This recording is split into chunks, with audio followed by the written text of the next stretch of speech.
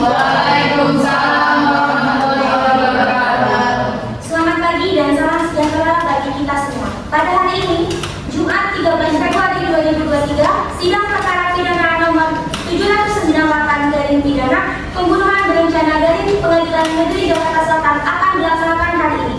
Kepada pengunjung, sidang harap tertib dan tenang dalam mengikuti jalannya persidangan, dan bagi yang membawa alat komunikasi mohon tidak digunakan agar tidak mengganggu jalannya persidangan. Baik, sebelum memulai persidangan pada hari ini, izinkan saya untuk membacakan tata tertib persidangan. 1. Duduk kaki dan sopan selama persidangan. 2. Dilarang makan dan minum di ruang sidang. 3. Dilarang merokok baik di ruang sidang maupun di dalam gedung pengadilan. 4. Wajib mematikan telepon genggam selama berada di ruang sidang. Sebelum memulai persidangan, mari kita membaca doa menurut keyakinan masing-masing. Berdoa dimulai. Berdoa selesai. Para hadirin dipersilakan untuk berdiri karena majelis hakim akan memasuki ruang sidang. Majelis hakim dipersilakan memasuki ruang sidang.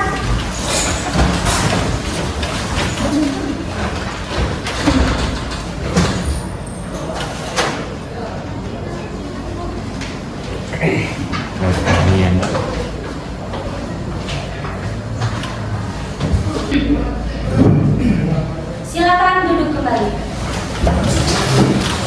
Sidang di Pengadilan Negeri Jakarta Selatan yang mengadili perkara pidana pembunuhan berencana pada sidang pertama dengan acara pemeriksa terdakwa Ferdi Sambo, Putri Chandrawati, dan Richard Eliezer pada hari ini, Jumat 13 Februari 2023 dinyatakan terbuka untuk umum. Penuntut umum, apakah sudah siap? Siap, majelis hakim. Penasihat hukum terdakwa sudah siap? Siap, yang mulia. Penasihat hukum sudah siap? Siap, yang mulia. Pentera, saudara terdakwa dipersilakan untuk masuk dalam ruang sidang. Terdakwa dipersilakan untuk memasuki ruang sidang.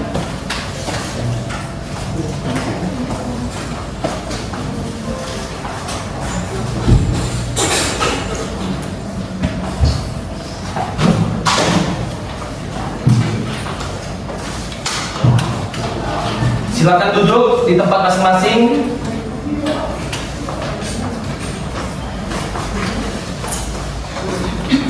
Apakah saudara-saudari siap untuk mengikuti persidangan hari ini? Siap, yang mulia.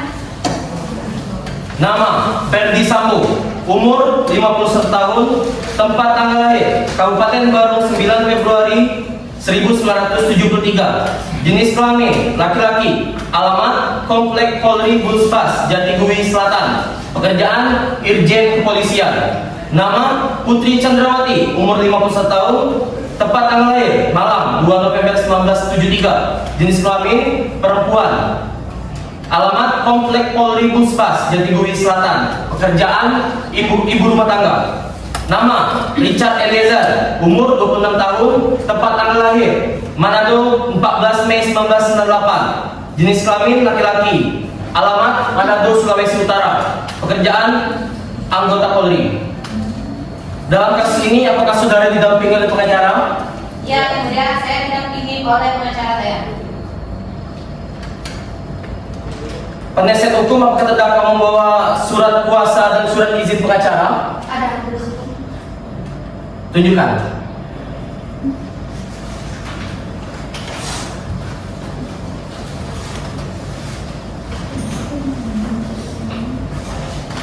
Silakan cek untuk anggota.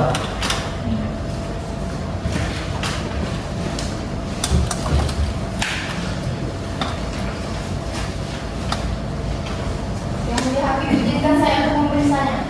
Silakan.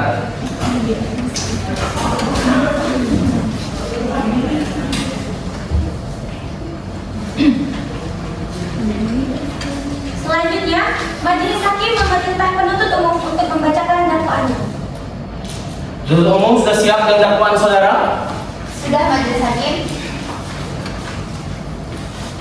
Tetap diingatkan kepada saudara untuk memperhatikan dakwaan yang akan dibacakan, karena pada saatnya nanti saudara memiliki hak untuk menanggapinya begitu. Begitu juga dengan penasihat hukum. Saudara-saudara mengerti? Mengerti. Jaksa penuntut umum silakan dengan dakwaan saudara. Terima kasih Majelis Hakim. 1. Identitas terdakwa. Surat dakwaan nomor rek PDM 01-SKA-FT 1-4/2024. Nama lengkap Ferdi Sambo, umur 51 tahun, tempat tanggal lahir Kabupaten Bandung 9 Februari 1973, jenis kelamin laki-laki, warga negara Indonesia, tempat tinggal Jatigui, agama Islam, pekerjaan Irjen Kepolisian.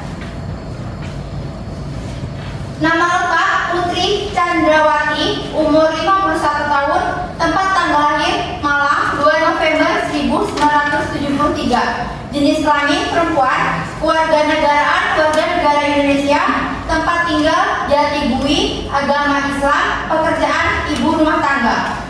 Nama lengkap Richard Eliezer Udi Hamliu, umur 26 tahun, tempat tanggal lahir Manado 14 Mei 1998, jenis kelamin laki-laki, kewarganegaraan warga negara Indonesia, tempat tinggal Jatigui, agama Islam, pekerjaan anggota kepolisian. 2. Penahanan dan catatan penanganan. A. Ditahan oleh penyidik Polres Maloka Agustus 2024. B. Ditahan oleh penuntut umum 25 Oktober 2024. C. Perpanjangan penahanan oleh penuntut umum Oktober sampai 6 November 2024. 3. Kronologi kejadian. Pada hari kejadian, rombongan tiba di rumah pribadi Ferdi Sambo di Jalan Bendo 3, Jatigui Selatan, dan kemudian dipindahkan ke rumah dinas di Kompleks Polri Bulbas. Di rumah dinas Bulbas terjadi penembakan yang mengakibatkan kematian Brigadir J. Awalnya, versi yang disampaikan adalah terjadi baku tembak antara Brigadir J dan Barada E karena Brigadir J diduga melakukan pelecehan terhadap Putri Chandrawati. Dalam kasus ini, terdakwa divonis dengan Kitab Undang-Undang Hukum Pidana Pasal 340 KUHP tentang kejahatan. Apakah saudara mengerti dengan tuntutan dakwaan yang dibacakan oleh penuntut umum? Mengerti ya. Bagaimana pengacara saudara? Apakah ada pembelaan? Terima kasih Yang Mulia. Kami ingin memulai pembelaan kami dengan menyampaikan beberapa poin penting yang menunjukkan bahwa terdakwa tidak bersalah dalam kasus ini. Silakan lanjutkan. Yang Mulia, dalam pembelaan ini kami ingin menekankan beberapa aspek. Yang pertama, kronologi dan alibi terdakwa. Saat kejadian berlangsung, terdakwa Ferdi Sambo berada di lokasi yang berbeda. Ada saksi yang dapat membuktikan alibi terdakwa bahwa ia tidak berada di tempat kejadian saat penembakan terjadi. Video rekaman CCTV dari lokasi juga menunjukkan keberadaan terdakwa di waktu yang bersamaan dengan kejadian. Lalu yang kedua ada integritas bukti. Kami mempertanyakan integritas beberapa bukti yang diajukan oleh pihak penuntut umum. Contohnya, rekaman CCTV yang diduga telah diubah dan tidak dapat diverifikasi keasliannya. Bukti forensik yang menunjukkan adanya luka tembak pada korban perlu diperiksa lebih lanjut untuk memastikan apakah benar-benar terjadi sesuai dengan skenario yang diajukan oleh penuntut umum. Lalu yang ketiga ada motif. Pihak penuntut umum telah menyatakan bahwa motif pembunuhan adalah adanya dugaan pelecehan terhadap istri terdakwa, Putri Chandrawati. Kami ingin menyatakan bahwa tidak ada bukti yang kuat mendukung klaim tersebut. Terdakwa tidak memiliki motif yang cukup kuat untuk melakukan tindakan pembunuhan seperti yang didakwakan. Lalu yang terakhir ada keterangan saksi. Kami memiliki saksi-saksi yang akan memberikan keterangan bahwa hubungan antara terdakwa dan korban Brigadir J selama ini baik-baik saja tanpa ada perselisihan yang berarti. Saksi ahli forensik yang kami hadirkan juga akan memberikan pandangan yang berbeda terkait penyebab kematian korban. Silakan saksi dari pihak pembela untuk memberikan keterangannya. Kami memanggil saksi ahli forensik Reni Kusumowardani. Silakan saksi ahli forensik Reni Kusumowardani maju ke depan dan diambil sumpahnya, dibantu oleh jaksa anggota.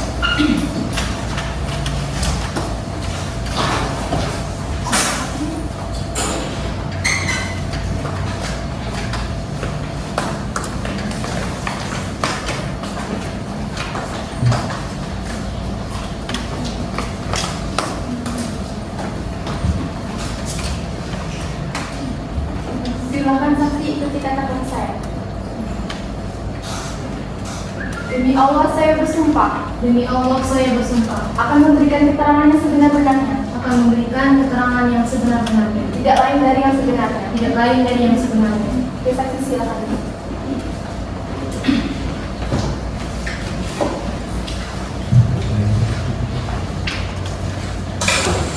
Saksi Reni Kusmowardani, Anda telah diambil sumpah untuk memberikan keterangan yang sebenar-benarnya.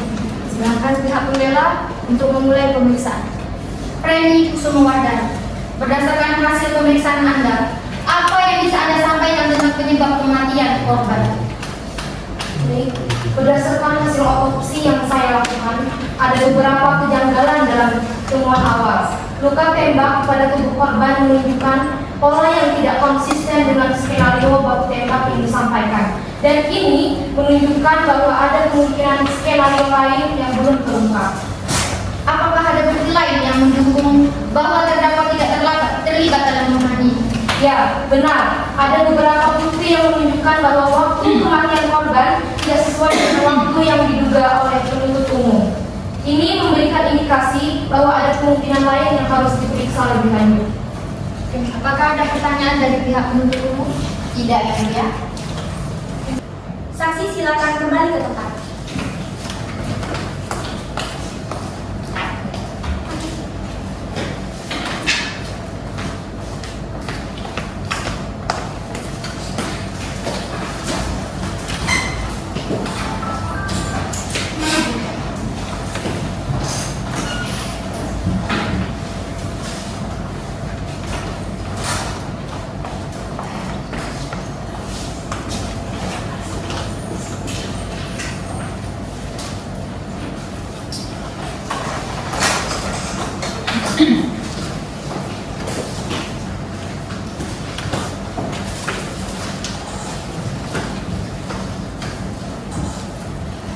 Silakan penasihat hukum terdakwa melanjutkan pembelaan. Yang mulia, kami juga ingin mengajukan video rekaman CCTV dari rumah pribadi terdakwa yang menunjukkan keberadaan terdakwa pada waktu kejadian. Ini membuktikan bahwa terdakwa tidak berada di lokasi kejadian pada saat penembakan terjadi. Panitera, silakan putar rekaman tersebut. Baik, yang mulia.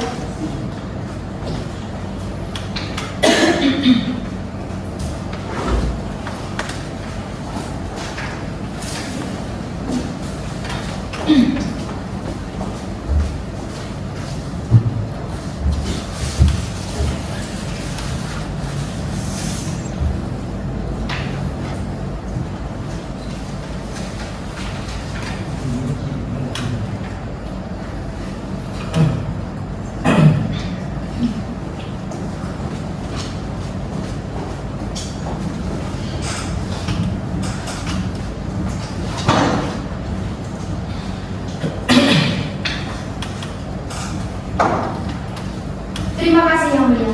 Sebagai penutup, kami ingin menyatakan bahwa bukti-bukti yang tidak cukup kuat untuk membuktikan bahwa terdakwa bersalah atas tuduhan pembunuhan ini. Kami mohon kepada yang mulia untuk mempertimbangkan semua bukti dan saksi yang telah kami ajukan. Baik, pembelaan diterima. Bagaimana jaksa penuntut umum? Apakah akan melakukan pembelaan juga? Ya, terima kasih. Yang mulia, kami mewakili keluarga korban Brigadir J untuk memberikan argumen dan fakta yang mendukung tuntutan kami agar terdakwa Ferdy Sambo dijatuhi hukuman yang setimpal dengan perbuatannya. 1. Motif yang kuat. Dari seluruh bukti yang telah diajukan, jelas terlihat adanya motif kuat dibalik tindakan terdakwa. Dugaan adanya permasalahan pribadi yang melibatkan istri terdakwa, Nurvita Fitriana, telah memicu tindakan brutal ini. Terdakwa merasa terancam oleh Brigadir J dan memutuskan untuk menghilangkan ancaman tersebut. 2. Perencanaan yang matang. Tindakan pembunuhan ini tidak dilakukan secara spontan, melainkan direncanakan dengan matang. Terdakwa memberikan perintah langsung untuk melakukan penembakan dan kemudian merekayasa tempat kejadian perkara untuk mengumpulkan fakta yang sebenarnya. Yang ketiga, penghancuran bukti. Terdakwa terbukti berusaha untuk menghilangkan dan mengubah bukti untuk menutupi jejak kejahatannya. Upaya ini termasuk penghapusan rekaman CCTV dan manipulasi tempat kejadian perkara yang harusnya menjadi bukti utama dalam penyelidikannya. Yang keempat, dampak pada keluarga korban. Kematian Brigadir J telah menyebabkan penderitaan yang mendalam bagi keluarga korban. Mereka kehilangan anak, saudara, dan teman mereka cintai. Tidak ada kompensasi yang bisa menggantikan kehilangan ini. Tetapi keadilan harus ditegakkan untuk memberikan keadilan bagi keluarga korban. Baik, pembelaan diterima. Kita akan lanjutkan persidangan dengan memeriksa barang bukti yang diajukan oleh jaksa penuntut umum. Barang bukti ini akan diperlihatkan kepada seluruh peserta sidang untuk memastikan bahwa semua pihak memahami dan mengetahui bukti-bukti yang berkaitan dengan kasus ini. Jaksa, silakan perlihatkan barang bukti.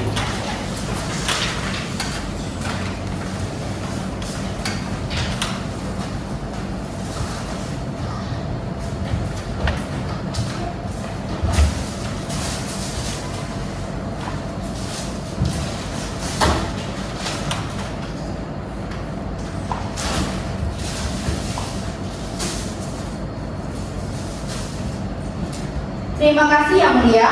Barang bukti yang kami serahkan hari ini adalah rekaman CCTV, senjata api, pakaian korban, hasil otopsi, dan dokumen-dokumen penting lainnya.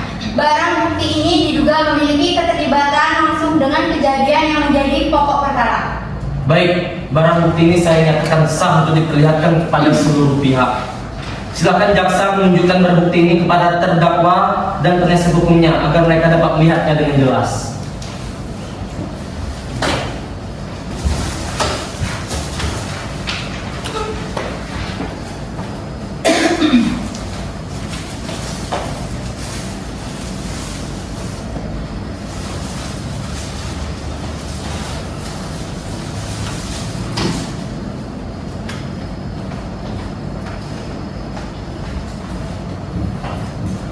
Baiklah, saudara terdakwa, apakah Anda mengenali barang bukti tersebut?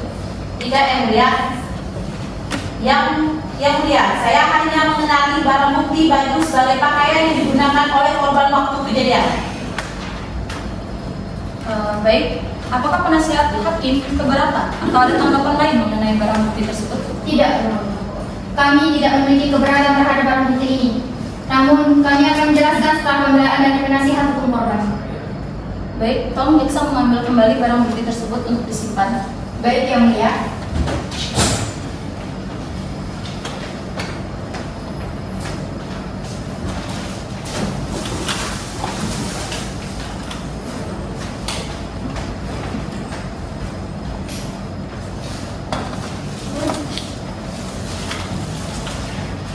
Jaksa penuntut umum, silakan lanjutkan pembelaan.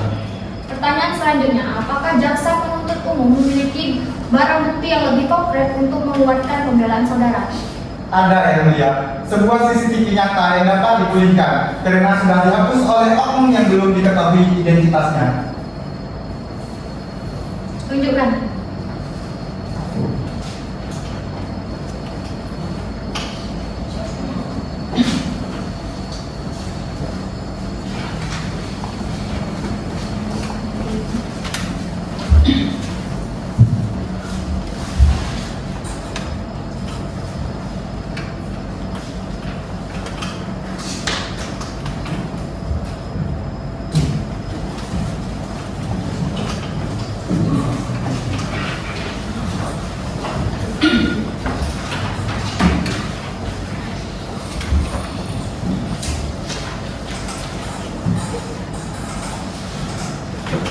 Persidangan selanjutnya adalah penjelasan barang bukti oleh penasihat hukum terdakwa. Jaksa silakan menunjukkan barang bukti kembali dan memperlihatkan kepada penasihat hukum serta terdakwa agar lebih jelas. Yang Mulia, izinkan saya memberikan penjelasan terkait barang bukti yang jelas diajukan dalam perkara ini. Sebagai bagian dari pembelaan bagi klien kami. Kami akan membahas masing-masing barang bukti ini secara rinci untuk memberikan perspektif yang jelas terhadap posisi klien kami. Yang pertama ada rekaman CCTV. Rekaman CCTV adalah bukti yang sangat penting dalam kasus ini. Namun, kami ingin menekankan bahwa berdasarkan penelusuran kami, rekaman ini hanya menunjukkan sebagian dari kejadian dan tidak memberikan gambaran penuh. Kami menduga ada potongan waktu atau sudut pandang yang tidak lengkap. karena itu, kami meminta agar CCTV ini dilihatkan dalam konteks terbatas serta disandingkan dengan keterangan saksi, terutama dari pihak kami berada Maulana yang menjadi saksi langsung di tempat kejadian. Lalu yang kedua, ada baju yang dipakai korban. Barang bukti berupa pakaian korban menunjukkan kondisi fisik korban pada saat kejadian. Berdasarkan analisis kami, kondisi pakaian ini termasuk posisi bekas tembakan dan arah luka. Memberikan informasi yang tidak sepenuhnya selaras dengan dugaan awal yang ditunjukkan kepada klien kami. Kami meminta agar pakaian ini dikaji lebih lanjut oleh ahli forensik independen untuk memperjelas arah tembakan yang sebenarnya. Yang ketiga, ada dokumen penting. Dokumen-dokumen yang disajikan dalam persidangan ini termasuk komunikasi antara pihak-pihak yang terlibat sebelum dan sesudah kejadian. Perlu ditelaah secara hati-hati. Kami menilai ada dokumen yang menunjukkan bahwa klien kami berada di bawah instruksi atau tekanan saat insiden terjadi. Hal ini penting sebagai konteks untuk memahami tindakan klien sebagai bawahan yang berada dalam hierarki komando. Yang keempat, hasil otopsi korban. Hasil otopsi korban menjadi salah satu acuan utama dalam memahami penyebab kematian. Kami mencatat bahwa ada beberapa luka yang dianggap tidak selaras dengan satu skenario tindakan. Kami berhasil otopsi ini lebih lanjut, terutama terkait waktu terjadinya setiap luka, karena ini relevan dengan posisi dan tindakan masing-masing individu di lokasi saat kejadian berlangsung. Lalu yang terakhir, ada senjata api. Senjata api yang diajukan sebagai barang bukti diduga digunakan dalam insiden ini. Kami menyatakan bahwa senjata tersebut adalah milik dinas yang digunakan sesuai perintah dan kondisi tertentu. Kami ingin menyampaikan bahwa penggunaan senjata ini oleh klien kami tidak disadari oleh kehendak pribadi, tetapi karena adanya perintah yang didapatkan pada saat itu. Kami akan meminta ahli balistik untuk memeriksa ulang senjata ini guna memperjelas jarak, sudut tembakan, serta apakah terdapat bukti lain yang relevan dengan penggunaan senjata tersebut oleh klien kami. Yang mulia, kami mengajukan agar seluruh barang bukti ini diperiksa secara mendalam dan berimbang, serta dipertimbangkan dalam konteks posisi klien kami sebagai bawahan yang bekerja di bawah komando. Kami berharap agar dengan penjelasan ini, pengadilan dapat melihat keterkaitan masing-masing barang bukti dengan objektif, serta mempertimbangkan perspektif klien kami dalam kejadian ini. Baik, penjelasan dari penasihat hukum terdakwa telah dicatat dan akan dalam pemeriksaan barang bukti. Selanjutnya, silakan lanjutkan ke tahapan berikutnya. Silakan saksi dari pihak korban untuk memberikan keterangan. Baik, Yang Mulia. Kami memanggil saksi Sapam yang berada saat kejadian terjadi.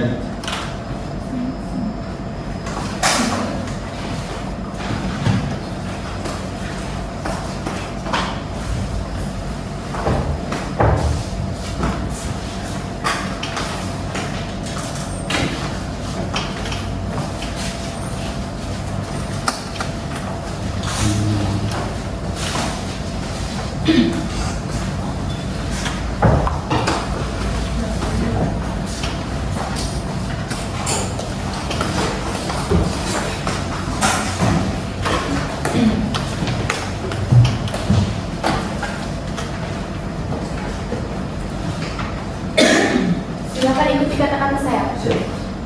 Demi Allah saya bersumpah Demi Allah saya bersumpah bahwa saya akan memberikan keterangan yang sebenar-benarnya, bahwa saya akan memberikan keterangan yang sebenar-benarnya, tidak lain dari yang sebenarnya. tidak lain dari yang sebenarnya. Oke, saksi silakan duduk. Baik, terima kasih. Saya akan menanyakan beberapa hal terkait kejadian tersebut. Apakah Anda mengenal almarhum Brigadir J? Ya, saya sangat mengenal Yang Mulia, tapi hanya sekedar tahu saja karena beliau sering mengunjungi kompol ini. Dapatkah Anda menjelaskan kepada kami apa yang Anda saksikan pada hari kejadian? Pada hari kejadian, saya bertugas sebagai satpam di pos depan kompol Gulbas. Hari itu sekitar pukul 16.00 saya melihat adanya beberapa orang yang masuk ke dalam kompleks. Pada saat itu saya tidak curiga karena mereka menggunakan kendaraan yang biasanya memang keluar masuk ke dalam kompol itu.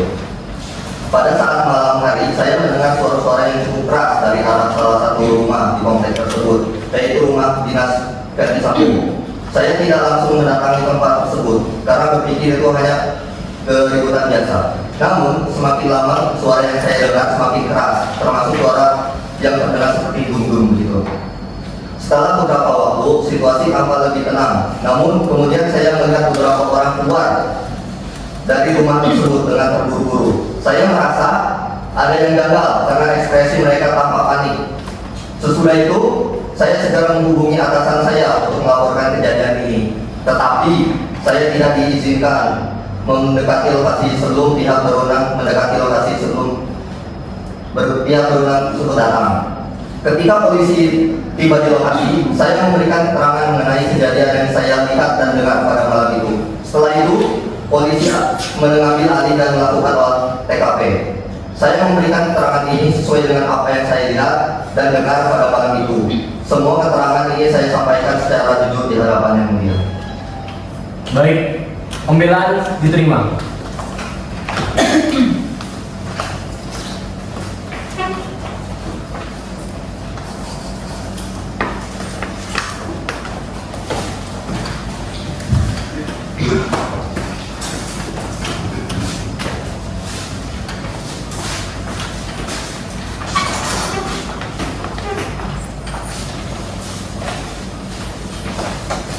Baiklah, selanjutnya kami akan melanjutkan persidangan dengan agenda keterangan dari para terdakwa.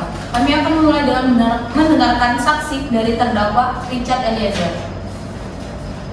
Pada malam itu, saya berada di tempat kejadian. Saya ditugaskan untuk mengawal rumah yang disebut rumah dinas Kompol Ferdi Sambo. Ketika saya berada di ruang tamu, saya melihat terdakwa Ferdi Sambo memanggil saya dan berbicara dengan saya tentang masalah yang sedang terjadi, yaitu dengan pelecehan yang dilakukan oleh korban. Brigadir J, saya diminta untuk memberikan klarifikasi. Baiklah, apakah benar terdakwa Ferdi Sambo Anda menyebutkan kepada saksi bahwa Brigadir J harus dihadapkan dengan konsekuensi atas tuduhan yang tidak benar tersebut? Sebelumnya saya minta maaf yang mulia. Saya menegaskan bahwa saya tidak pernah memberikan perintah untuk menghabisi nyawa seseorang, apalagi menghabisi nyawa Brigadir J yang mulia. Saya hanya meminta masalah ini diselesaikan dengan cara kekeluargaan yang mulia. Tolong ingatkan kepada seluruh pihak, pernyataan yang diberikan dalam persidangan harus jelas dan berdasarkan hasil bukti yang sah. Saksi, lanjutkan kesaksian Anda. Saya tidak tahu pasti bagaimana peristiwa tersebut berkembang. Namun saat saya dibawa ke ruang belakang oleh terdakwa Ferdi Sambo, saya mendengar perintah dari beliau yang jelas mengarah kepada tindakan yang lebih berat terhadap Brigadir J. Saya merasa tidak punya pilihan selain mengikuti perintah itu. Saya tahu itu tidak benar, tapi saya takut jika menolak. Jadi, berdasarkan keterangan saksi, terdakwa Ferdi Sambo, Anda mengarahkan saksi untuk mengambil tindakan yang berpotensi berbahaya bagi korban. Apakah Anda menyangkal hal tersebut? Ya, yang mulia. Saya hanya menyuruh untuk menyelesaikan masalah ini secara internal yang mulia. Tidak ada saya memerintahkan menembak terdakwa yang mulia.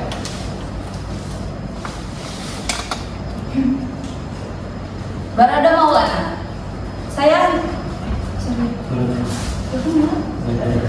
Baradae, apakah Anda benar? Anda yang pertama kali melakukan tindakan fisik terhadap korban. Apakah Anda yakin Anda hanya mengikuti perintah tanpa mempertimbangkan apapun? Saya hanya mengikuti perintah.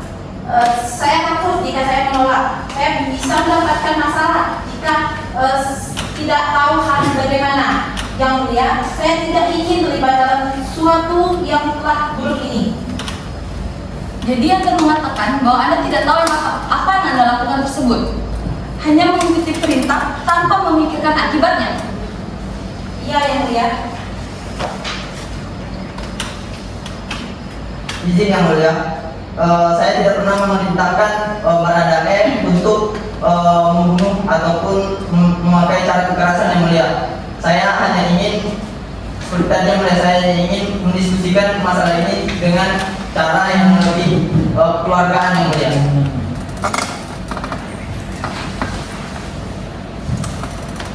Namun, terdakwa Ferdi Sambo, Anda adalah yang paling berkuasa di situasi ini.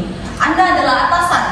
Anda adalah atasan dari Barada dan juga Brigadir Joshua. Mengapa Anda tidak menghentikan tindakan tersebut jika memang Anda tidak berniat melakukan hal tersebut? Saya tidak tahu yang mulia apa yang telah terjadi setelah itu. Saya hanya ingin agar masalah ini diselesaikan tanpa melibatkan pihak luar. Jika saya tahu akan ada kekerasan, saya akan menghentikan masalah ini yang mulia. Jadi, ini semua hanya sebuah kebetulan. Tidak ada perencanaan yang melibatkan Anda sebagai istrinya saudara Nurvita. Yang mulia, saya ingin klarifikasi. Pada kejadian itu, saya memang berada di dalam rumah bersama suami saya. Saya hanya melihat suami saya mengobrol dengan orang lain. Saya tidak menginginkan hal ini terjadi, yang mulia. Apakah Anda tahu bahwa pada saat itu suami Anda, Ferdi Sambo, sedang berbicara dengan Richard Eliezer mengenai tindakan kekerasan terhadap Brigadir J? Tidak, yang mulia. Saya tidak tahu menau apa yang terjadi dan ada masalah apa. Saya hanya mendengarkan suami saya mengobrol dengan orang lain. Saya mendengarkannya, tetapi saya tidak mendengarkannya secara langsung, yang mulia. Tentu saja, ini akan menjadi masalah besar dalam kasus ini. Kami harus mencari tahu apakah ada hubungan antara apa yang Anda dengar dan apa yang terjadi setelahnya. Yang mulia, kami percaya bahwa tindakan ini tidak mungkin terjadi tanpa adanya keterlibatan atau persetujuan dari terdakwa Ferdi Sambo dan istrinya. Bukti yang ada menunjukkan adanya perencanaan bersama. Izin yang mulia, saya tidak pernah melakukan perencanaan tersebut yang mulia. Baik, terima kasih. Apakah ada yang ingin ditambahkan dari penuntut umum? Tidak ada, yang mulia. Kami sudah menyampaikan argumen dan bukti kami. Kami akan mendalami lebih jauh apakah ini merupakan perencanaan atau hanya sebuah kejadian yang tidak terprediksi.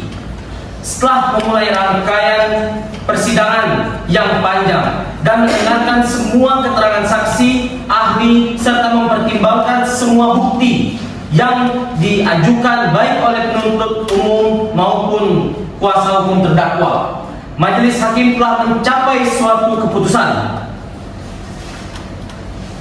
1. Fakta dan bukti. Berdasarkan keterangan saksi dan ahli forensik, terbukti bahwa korban Brigadir J meninggal dunia akibat luka tembak yang ditemukan di tubuhnya.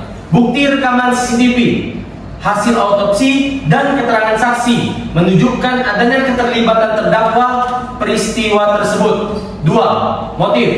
Berdasarkan kesaksian dan bukti yang diajukan, terdapat dugaan motif kuat bahwa pembunuhan ini direncanakan dengan latar belakang masalah pribadi yang melibatkan istri terdakwa, Putri Chandrawati. 3. Peran terdakwa. Berdasarkan pengakuan Richard Eliezer dan bukti pendukung lainnya, terdakwa Ferdi Sambo terbukti memerintahkan penembakan terhadap Brigadir J serta merekayasa kejadian untuk menutupi fakta yang sebenarnya. 4. Penghancuran bukti. Terdakwa berusaha menghilangkan dan mengubah barang bukti untuk menutupi jejak kejahatannya, termasuk penghapusan rekaman CCTV dan manipulasi tempat kejadian perkara. 5. Dampak pada keluarga korban. Kematian Brigadir J telah menyebabkan penderitaan yang mendalam bagi keluarga korban. Setelah mempertimbangkan semua fakta dan bukti yang ada yang diajukan oleh kuasa hukum terdakwa, majelis hakim hukum terdakwa memutuskan: 1. Menyatakan terdakwa Ferdi Sambo dan Richard Eliezer terbukti secara dan meyakinkan bersalah melakukan tindak pidana pembunuhan berencana sebagaimana diatur oleh pasal 340 Kitab Undang-Undang Hukum Perdana. 2.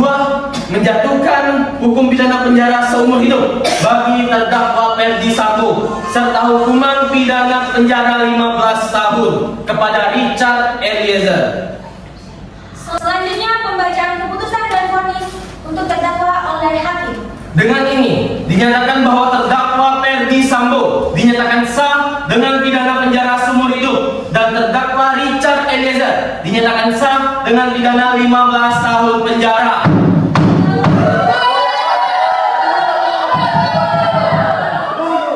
Harap tenang semuanya, persidangan belum ditutup untuk saudara Putri Chandrawati. Kami hanya menegakkan keadilan yang ada. Jadi saya mohon Anda untuk bisa mengendalikan diri. Silakan kembali ke tempat masing-masing. Aparat mohon untuk mengantarkan Putri Chandrawati keluar dari dari ruang sidang. Tidak, suami itu tidak bersalah. Lepaskan. Harap tenang. Panitera, Lepaskan aku. Apa yang harus saya lakukan, Yang Mulia? Panitera, silakan menutup persidangan hari ini. Sidang kasus hari ini Jumat 13 Februari 2023 di Pengadilan Negeri Jakarta Selatan berakhir dengan terdakwa Ferdi Sambo dan Richard Eliezer dijatuhkan hukuman penjara seumur hidup serta penjara 15 tahun. Perkara hari ini dinyatakan selesai dan sidang ditutup. Kepada para peserta silakan berdiri karena majelis hakim akan meninggalkan ruangan.